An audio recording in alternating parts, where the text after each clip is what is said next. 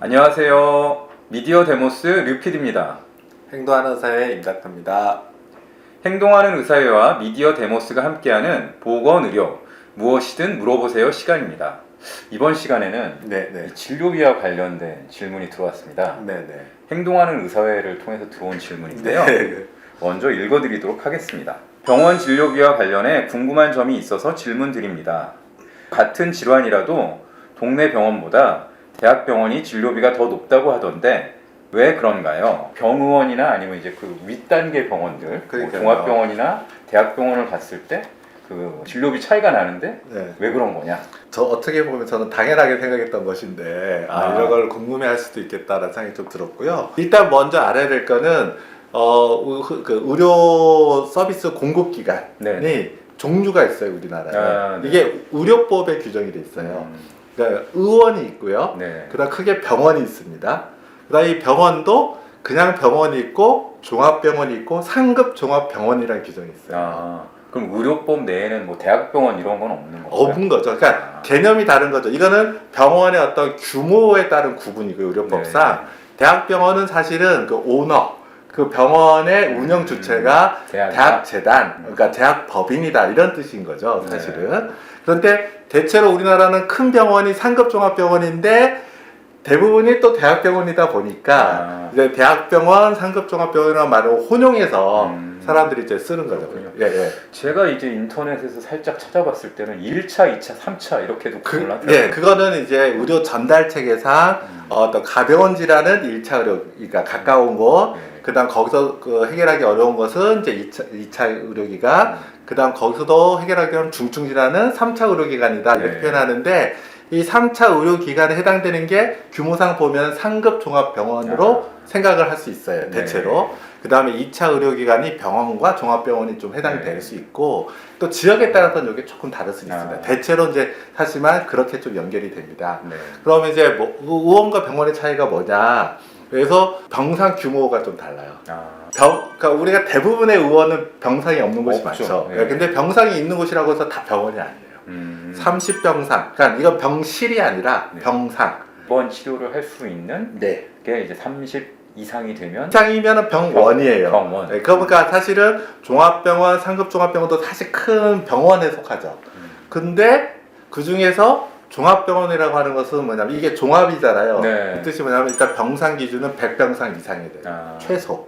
그 다음에 필수과가 4개가 있어요. 우리가 하면 내외산소라고 하는 그 내과, 외과, 산부인과, 소아과를 갖춰야 돼요. 꼭 필수적으로. 그 외에 여러 과를 갖춘 곳이 종합병원입니다. 종합병원 중에서도 더 큰 병원이겠죠. 진료 과목이 20개 진료 과목이 이상이 되고 그 외에 또 다른 세부 규정이 있습니다. 뭐 검사 장비 등등 이런 세부 규정이 있지만 대체로 그런 경우를 상급 종합병원이라고 이렇게 해요. 그렇군요. 네네. 그럼 이 설명만 들어봐도 좀 차이가 생길 수밖에 없겠다라는 예상이 되네요. 일단 첫 번째는 우리가 생각할 때 내가 똑같은 병으로 진료를 받지만 이제 병의원을 운영하는 입장에서 보면 그 외래를 유지비가 다르겠죠. 그런 것에 반영이다 이렇게 한번 처음은 생각할 수 있고요. 두 번째는 사실 이 건강보험 제도가 엄청 그 좋은 제도입니다. 그런데 이 건강보험 제도의 단점이라고 표현할 수 있는 측면이 있습니다. 그건 뭐냐면 의료 서비스의 질을 구분할 수는 없다는 거예요. 건강보험 제도의 특성상 같은 병으로 내가 진료받으면 똑같은 수가를 주게 돼 있어요. 그러면 예를 들어 제가 같은 질환으로 의원에서 같은 비용으로, 그러니까 본인 부담이 같이 해서 진료받고 그 다음에 예를 든다면 빅5 병원에서도 똑같은 비용으로 받는다고 생각을 해봅시다. 그러면 사람은 어떻게 행동하겠습니까? 사람이면 좋다는 병원에 가고 싶죠. 더 큰 병원, 좋은 병원 가고 싶죠.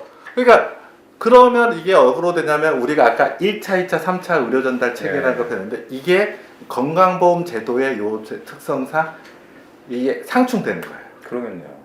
사실은 그런 면들이 좀 나타난 거죠. 예를 들면 지방병원, 지방에 있는 병의원, 그러니까 병원에서 진료받을 때랑 수도권에서 병원에서 진료받을 때랑 부담이 차이가 없습니다. 그러니까 어떻게 되겠습니까? 그러면 이제 서울로 올라오는 거죠. 그 몰리죠. 네. 이게 우리나라에서 지금 벌어지는 현상이거든요. 그러면 이런 것을 막기 위한 이런 부작용을 막기 위한 제도적 장치가 도입될 수밖에 없어요. 그게 우리나라에서는 이제 계속 논의 중이죠. 네. 근데 그 중 하나가 뭐냐면 외래 진료를 볼 때 이 종별 가산 차이가 있는 거예요. 아, 네네네. 보시면은 우리가 이게 진료비 전체 병원비가 발생한다 그러면은 그 중에 일부는 공단에서 커버를 하고 네. 그 다음에 본인 부담이라 해서 일부분을 본인이 내거든요. 그렇죠. 요 비율을 달리한 겁니다. 아, 의원의 경우는 30%. 30%. 네, 네. 그 다음에 병원은 40%. 종합병원은 50%. 그러면 상급종합병원은 60%인가요? 네, 60%입니다. 아, 그래요? 그럼 왜 이렇게 나눴냐? 무슨 거기에는 뭐 다른 요소가 아니라 이런 식으로 차이를 둬서 실제로 가벼운 병은 의원에서 해결하고 네. 그 다음에 대학병원에서는 좀 중증으로 보자.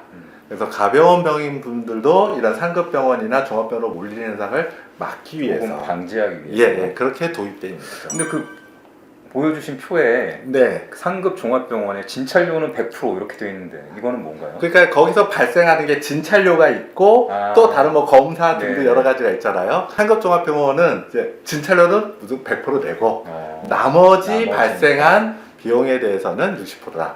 이렇게 좀 얘기한 거죠. 일단 이게 기본 틀이에요. 그 이후에는 정책적인 어떤 수단들이 도움되는 거죠. 병원급 이상의 경우하고 종합병원의 경우에 우리나라의 그 현재 제도에서는 그러니까 동지역과 읍면지역으로 구분했습니다.